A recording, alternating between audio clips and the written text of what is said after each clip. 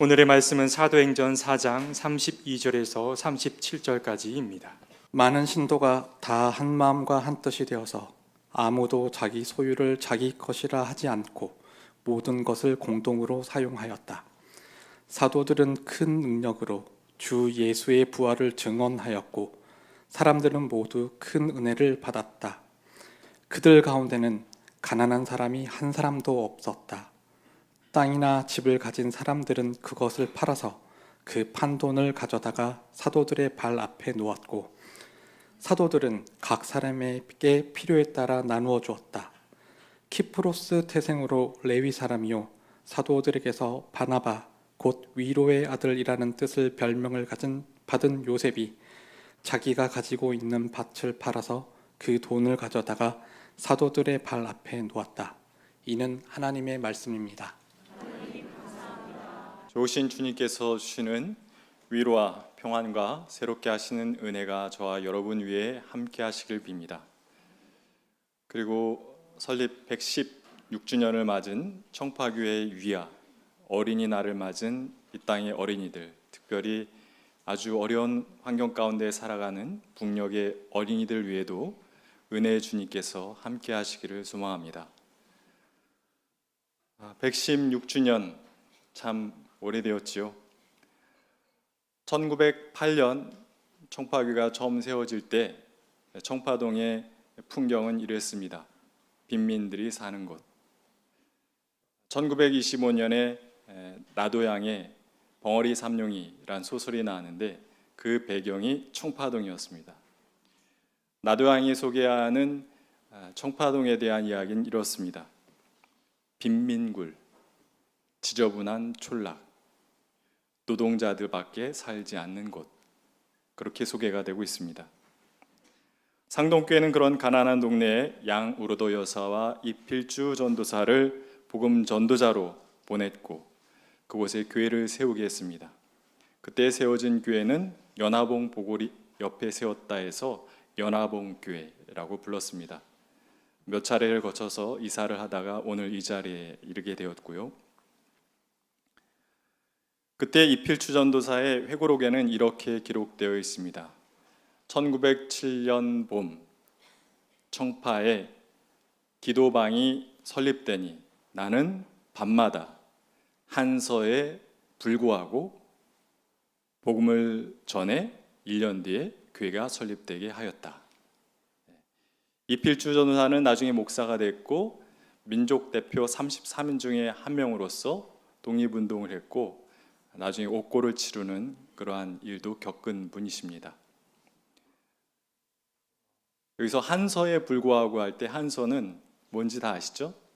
추위와 더위를 개념치 않고 열심히 복음을 전했다라고 하는 것입니다. 그리고 실질적인 이 청파교회 전신인 연화봉교회 설립자는 양우로도 여사인데요. 양우로도 여사는 이 연화봉교회뿐 아니라 연화봉 여학교도 세워가지고 그 당시에 그 사람으로 온전히 인정받지 못했던 여자아이들을 모아서 교육을 시켰습니다. 그런데 이 양우로도 여사는 연화봉교회와 연화봉 여학교를 운영해 나가는 데 있어서 자기의 재산을 아끼지 않았습니다. 나중에 거의 자기 전 재산을 다 교회와 학교를 위해서 사용했던 것입니다. 그렇게 청파교회는 복음을 받아들이고 그 복음으로 인해서 가슴이 뜨거워졌던 사람들, 그 사람들의 열정과 헌신을 통해서 세워진 교회였던 것입니다. 추위와 더위도 아랑곳하지 않고 또한 자신의 재산까지 헐어서 그렇게 주님의 몸 되신 교회를 섬겼던 이들을 통해서 세워진 교회가 저희 청파교회 전신 연화봉교회였던 것입니다. 연화봉교회는 설립 5년 만에 교인들이 300명으로 늘어났고 그래서 사촌리와 가럴리에 2개의 주교회를 세우기도 했던 그러한 교회입니다. 청파교회 첫 설립에 대한 이야기를 이렇게 살펴보다 보면 사도행전이 따로 없구나 그런 생각을 하게 됩니다.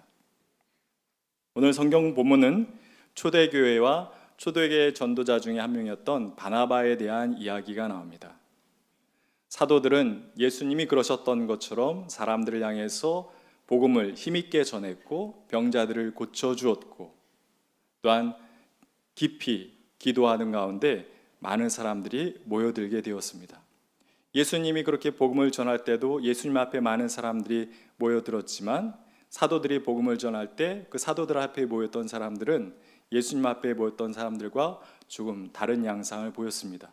그것은 무엇이냐면 자기의 재산을 팔아서 사도들 발 앞에 내려놓는 사람들이 많아졌던 것이에요. 물론 예수님 때에도 삭개와 같은 이가 그러한 일을 했죠. 자기의 재산의 절반을 팔아가지고 가난한 자들을 위해서 나눠준 바가 있습니다. 그러한 일이 초대교회 때는 더욱 빈번하게 일어났던 것으로 보입니다. 오늘 사도행전 그 4장에는 말미에 바나바에 대한 이야기가 이렇게 기록되어 있습니다. 키프로스 태생으로 레위 사람이요 사도들에게서 바나바 곧 위로의 아들이란 뜻의 별명을 받은 요셉이 자기가 가지고 있는 밭을 팔아서 그 돈을 가져다가 사도들 발 앞에 놓았다. 참 특별한 일입니다. 이렇게 바나바 같은 이가 사도들 앞에 판 재산을 가지고 온 돈 가지고 사도들은 그 교회 모임에 들어와 있는 가난한 자들에게 다 나눠 주어서 그 모임에 들어온 자들은 가난한 사람이 없게 되는 세상에 정말 둘도 없는 특별한 공동체가 세워지게 되었던 것이죠. 바나바 요셉은 초대교회 역사에 있어서 아주 중요한 인물입니다. 사도들은 그 바나바에게 별명을 붙여줬어요. 바나바라는 것 자체가 사실 그의 본명이 아니죠. 별명입니다. 이름은 본명은 요셉이었는데 그 요셉에게 바나바란 별명을 붙여주었어요. 근데 별명이라는 것은 그가 보였던 어떤 한 번의 사건 혹은 한 번의 행위와 일을 통해서 별명이 생기지는 않습니다.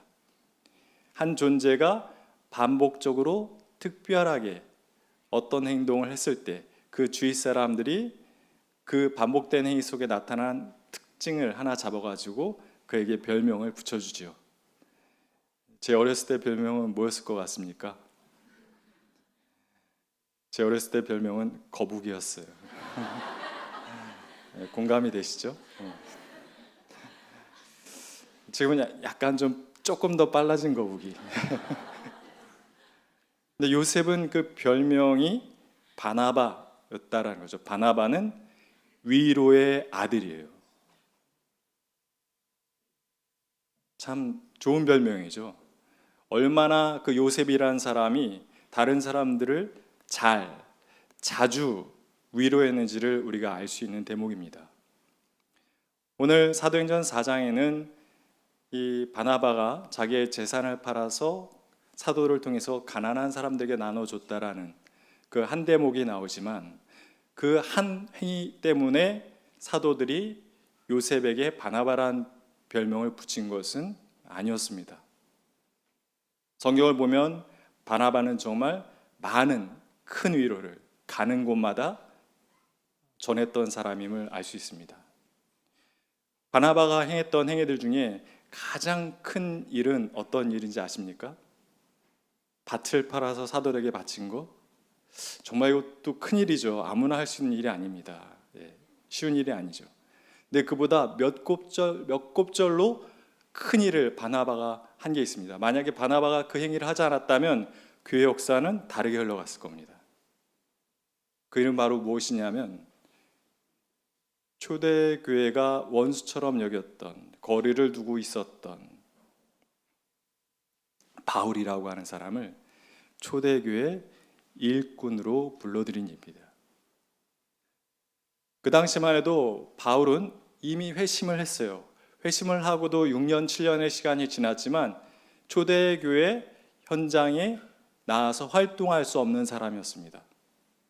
다메섹 회심 이후에 바울이 지냈던 곳은 어딘지 아십니까? 자기 고향 길리기아 다소였어요. 예루살렘에서 아주 먼 곳이죠.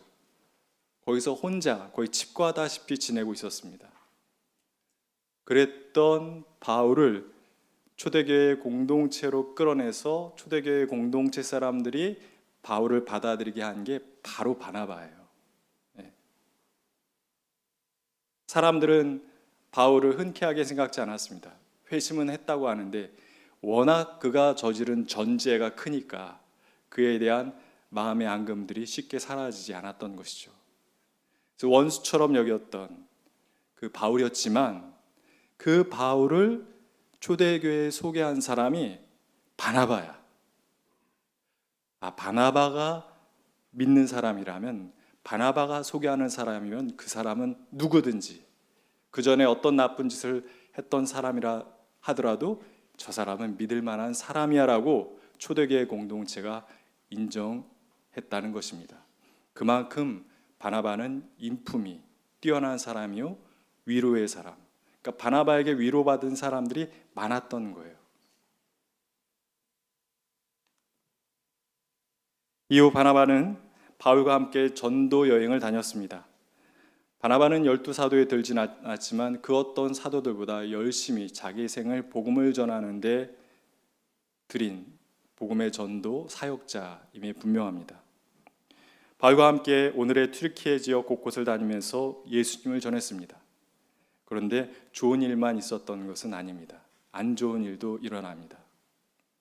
바울을 불러왔고 바울과 더불어서 바나바는 예수의 복음을 멀리 가서 전하기로 안디옥 교회에서 결정을 받아서 전하게 되었습니다. 근데 전도 여행을 갈 때 바나바가 자기 조카 마가를 데리고 가길 희망했어요. 그래서 마가도 데리고 전도 여행을 셋이 갑니다.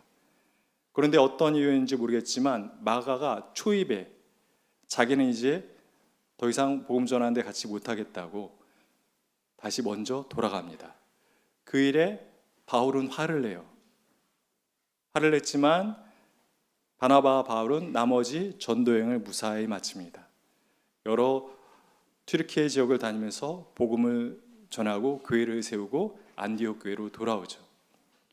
그리고 다시 재정비해서 다시 한번 복음을 전하러 떠나게 될 때 바나바는 마가를 또 한번 동행시키길 원했습니다. 그러나 바울이 반대하죠. 결코 같이 갈 수 없다. 나는 마가가 동행하는 걸 동의 못한다. 그래서 전도대가 둘로 나눠집니다. 바나바는 마가와 함께, 또 바울은 바울대로 그렇게 복음을 전하게 되죠. 그래서 마가와 이 바울은 좋지 않은 사이가 됩니다.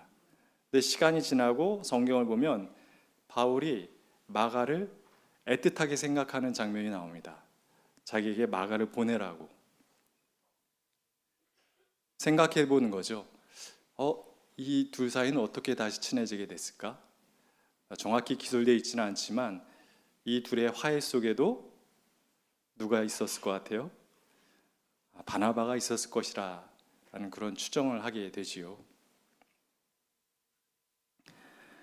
바나바, 그는 베드로나 바울처럼 자신의 이름으로 기록된 저작을 남기지 않은 사람입니다. 그런데 초대교회의 사람들은 바나바를 기록했습니다. 성경 곳곳에 바나바에 대한 이야기를, 그리고 바나바가 이뤄낸 일들을 기록했어요. 잊지 않기 위함이죠. 예수님 당시에 예루살렘 성전은 헤롯 왕이 지었기 때문에 헤롯 성전이라고 부릅니다.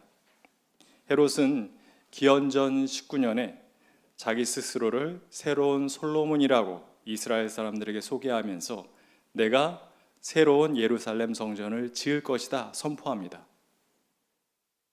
헤롯 기준으로 그 당시는 아주 평화로웠고 예루살렘이 번영을 이루었던 시기고 로마하고도 아주 우호적인 관계를 유지하던 때였습니다.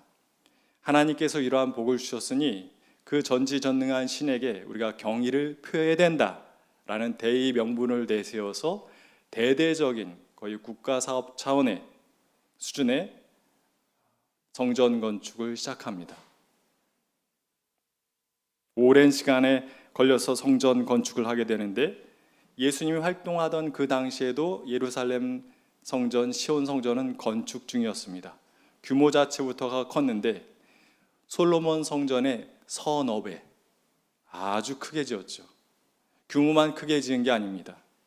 또 헤롯은 무엇을 했냐면요, 성전 벽에다가 금을 붙였어요.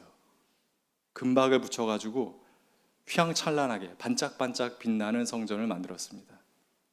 그래서 해가 동쪽에서 떠오를 때면 그 햇볕이 가닿은 예루살렘 성전은 눈이 부시게 빛이 났어요. 그래서 그때 예루살렘 성전을 바라보던 사람들, 헤롯 성전을 바라보던 사람들은 눈이 부셔서 성전을 볼 수 없어서 고개를 돌려야만 됐다라는 기록이 남아 있습니다. 대단한 성전이죠. 헤롯 성전은 명실상부 이스라엘 역사에 있어서 최고의 성전이었습니다. 헤롯 성전은 그 어느 시대보다도 또 많은 제사와 제물을 하나님께 드렸습니다. 규모가 커졌으니까. 그리고 많은 사람들이 찾아왔기 때문에 많은 제사를 드리게 되었던 것이죠. 또 기록에 따르면 헤롯 당시의 유월절에는 수십만 마리의 어린 양이 희생됐다라고 남아 있습니다. 엄청난 양이 아닐 수 없습니다.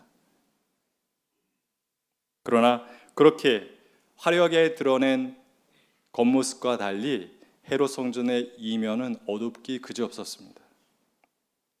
성전으로 찾아와서 하나님께 제물을 바쳐야 됐던 사람들은 그 제물을 자기 마음대로 바칠 수가 없었습니다. 제사장이 이 짐승은 하나님께 제물로 드려도 된다라고 하는 인증 도장이 찍힌 제물만 하나님께 드릴 수 있었는데, 황소, 양, 염소, 비둘기, 그러한 것들이 시세보다 몇 곱절로 비싸게 책정되어 있는 거예요. 근데 하나님께 제물을 드리려는 자들은 몇 곱절 비싼 그 제사장 인증이 찍힌 짐승을 살 수밖에 없었습니다. 또 이스라엘 사람들은 성전세를 내야 되는 의무가 있었는데 성전세는 일반 화폐로 낼 수가 없어요. 세겔이라고 하는 성전 화폐로 환전해서 성전세를 내야만 됐습니다. 그러니까 제물을 팔 때도 차액을 엄청나게 남겼고 환전할 때도 수수료를 상당히 많이 남긴 거죠. 그 부가 어마어마하게 쌓였던 것입니다. 그 쌓인 부는 누구에게 갔을까요? 제사장에게 갔습니다. 제사장은 그걸 어떻게 했을까요? 헤롯에게 바쳤습니다. 헤롯은 그걸 어떻게 했을까요? 로마에 바쳤습니다. 헤롯 성전은 정말 휘황찬란한 이스라엘 역사에서 최고의 성전처럼 겉은 보였지만 그 속은 하나님의 이름을 팔아서 장사하는 최대의 종교 마켓이었던 것입니다. 여러분도 얘기만 들어도 화가 나지 않습니까? 하나님의 아들이신 예수님은 얼마나 화가 나셨겠습니까? 그래서 책찍을 드신 거예요. 책찍을 들어서 성전에서 물건을 사고 파는 사람들, 돈을 환전하는 사람들을 다 내쫓으신 거죠. 그러면서 이렇게 얘기하셨지 않습니까? 왜 아버지의 집을 장사꾼의 소굴로 만들었느냐? 그리고 한마디 덧붙이셨죠? 이 성전을 허물라. 내가 사흘 만에 새로 지을 것이다.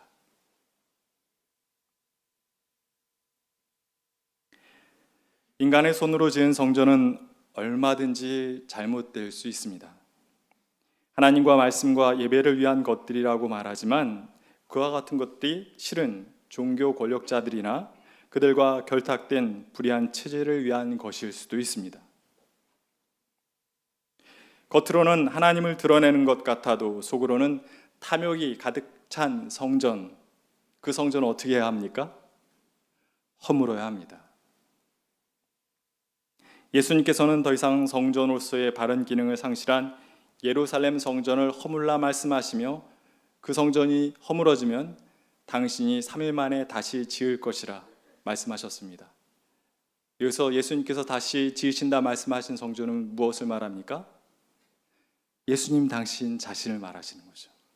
십자가에 달려 제물로 돌아가신 이후에 하나님의 능력으로 부활한 생명이 된 당신을 두고 예수님이 새 성전이라 말씀하신 겁니다.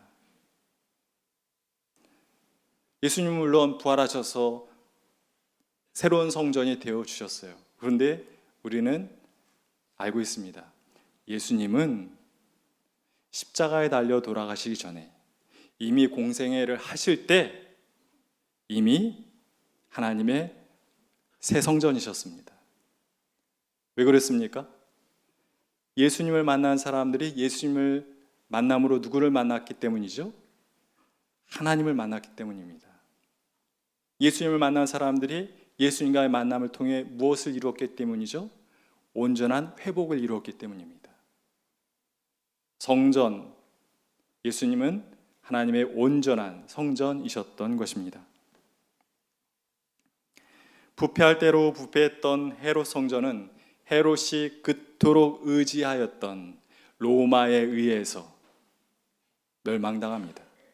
주후 70년 로마의 장군 티투스는 군대를 몰고 와서 예루살렘 성과 예루살렘 성전, 헤롯 성전을 돌 위에 돌 하나 남기지 않고 다 무너뜨립니다.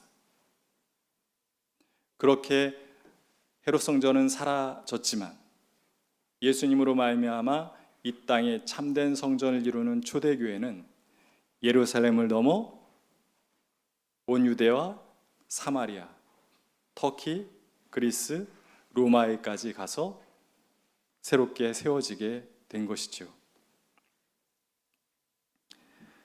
어느 사회 현장에서 신부님들이 집례하시던 미사에 참여한 적이 있습니다. 억울한 일을 당했으나 사회적 약자라 사람들도 언론들도 크게 신경 쓰지 않던 이들을 위해서 몇 년간 매주 진행되던 미사였습니다. 미사 후에 신부님으로부터 다음과 같은 이야기를 들었습니다. 카톨릭에서는 신부가 있는 곳이 교회입니다. 그래서 신부가 길 위에서 미사를 집례하고 성찬을 행하면 그곳을 바로 교회로 인정해 줍니다. 신부에게 있는 사도권에 대한 강조의 말인데요. 저는 그 말씀을 듣다가 어떤 깨달음 같은 것이 마음에 찾아왔습니다. 아, 그렇구나. 예수님이 하실 만한 일을 이 땅에서 하는 한 사람이 있는 곳, 그곳이 성전이고 그 사람 한 명이 성전이구나. 예수님의 마음으로 예수님의 일을 행하는 그 한 사람 위에 하나님께서는 당신의 성전을 세우시는구나 라는 생각이었습니다. 여러분들 얼굴이 너무 심각하신 것 같아서 퀴즈를 내겠습니다. 1908년에 아주 세계적으로 유명한 교회가 하나 세워집니다.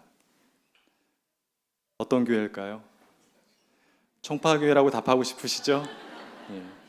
제 마음속 답도 그런데요. 정답은 아닙니다. 예.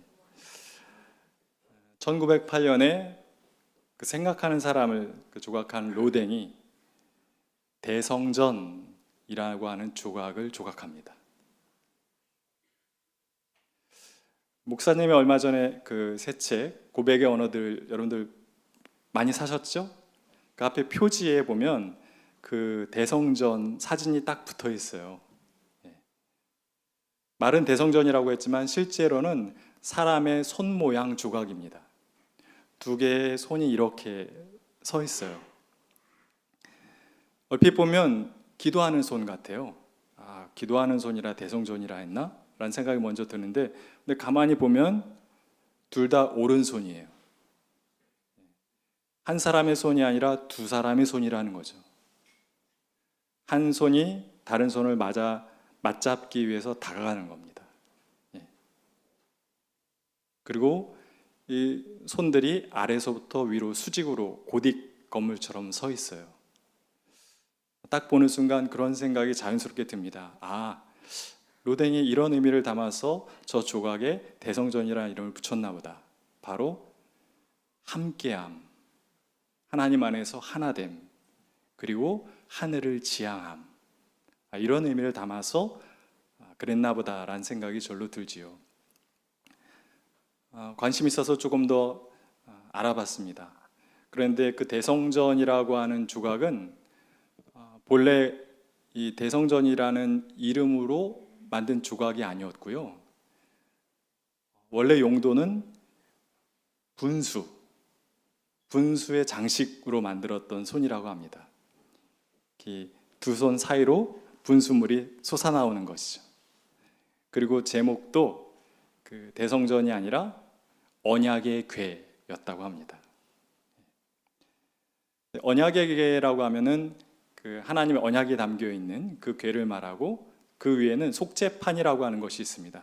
속죄판 위에는 천상의 존재라고 하는 두 그룹이 서로의 날개를 앞으로 쭉 뻗어가지고 날개가 닿을 듯 맞듯 그렇게 마주보고 있어요.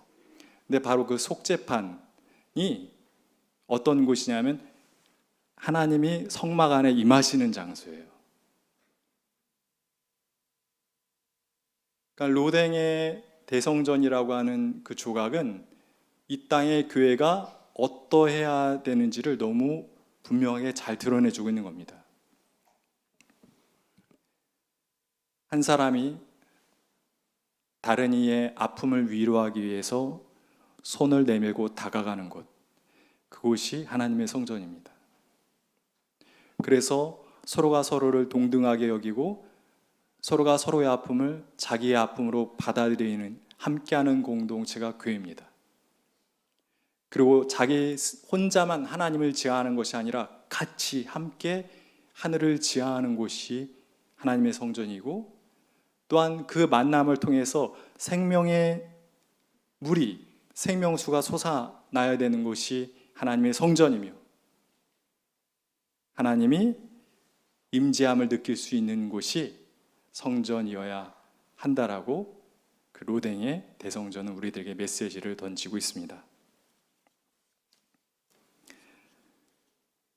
우리 예수님의 손을 생각해 봅니다. 예수님은 가난한 자, 아픈 자를 만나라고 하셨습니다. 그리고 그들에게 당신의 손을 내밀어 주셨습니다. 내밀어 주심으로 그들의 아픔과 외로움을 치유해 주셨고 가난을 덮어 주셨습니다. 그리고 그들이 혼자가 아님을 일깨워 주셨고 그들을 온전한 하나님의 자녀로 회복시켜 주셨습니다. 그래서 예수를 만난 사람들은 그 배에서 생수가 강처럼 흘러나왔고, 예수를 만난 사람들은 예수님을 만났지만 하나님을 만난 사람들이 될 수 있었던 것입니다. 바나바도 예수님과 같았습니다. 바나바의 손을 생각해 봅니다. 바나바는 자기 재산을 팔아 사도들 앞에 가지고 가 손을 벌렸습니다. 그러자 어떤 일이 벌어졌습니까? 가난한 사람들이 더 이상 가난하지 않게, 그리고 가난한 사람들이 더 이상 외롭지 않게 살게 되었습니다. 그리고 서로 원수처럼 생각하던 이들 가운데 바나바가 찾아가서 양쪽의 손을 내밀었습니다. 그러자 어떤 일이 벌어졌습니까?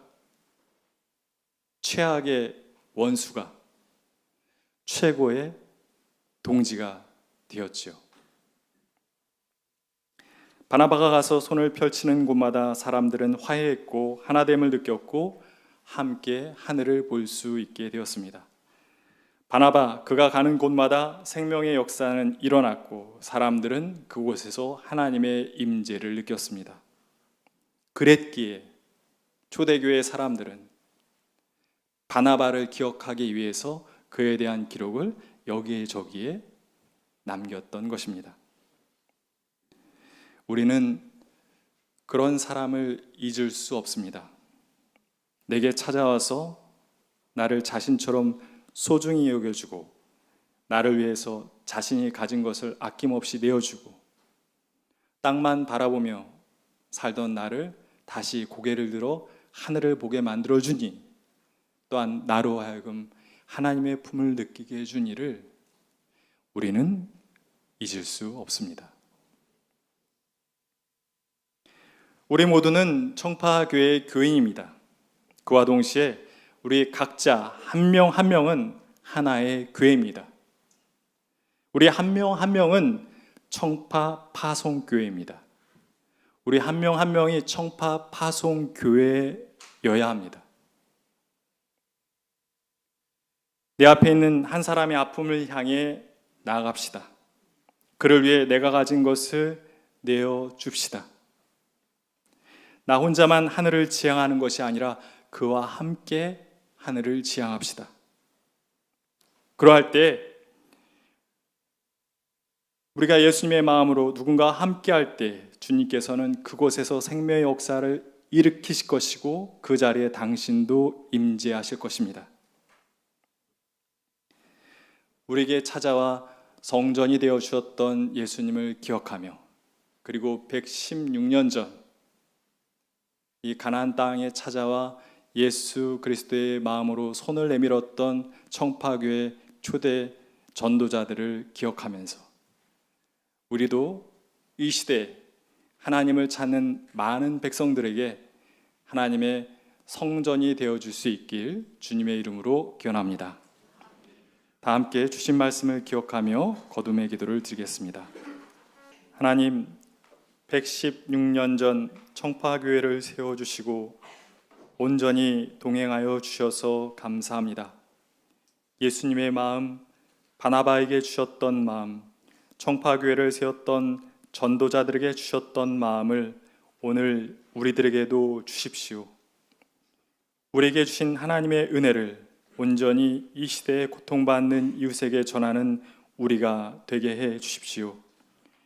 다가가 그들의 손을 맞잡게 하시고 그들이 혼자가 아님을 일깨워주고 함께 하늘을 지향하는 이가 되게 해 주십시오. 점점 각박하고 메말라가는 이 세상에 생명수를 흘려보내는 이가 되게 하시고 하나님을 찾는 이들에게 하나님의 응답이 되게 해 주십시오. 무엇보다 하나님의 품을 그리워하는 이들에게 하나의 성전이 되는 이가 되게 해 주십시오. 예수님의 이름으로 기도드립니다. 아멘.